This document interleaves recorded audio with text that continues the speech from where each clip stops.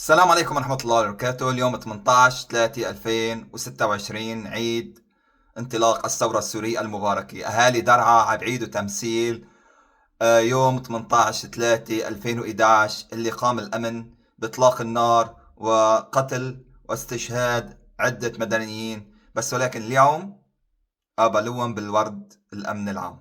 شكرا.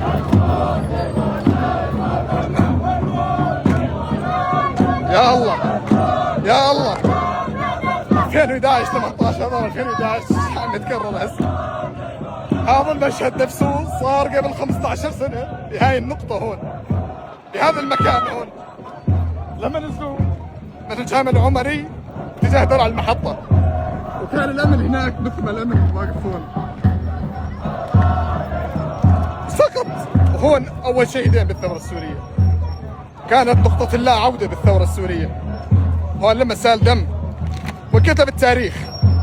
اليوم أهل درعا عم يعيدوا تمثيل وتجسيد هذيك اللحظات. سبحانك ربي ما أعظمك.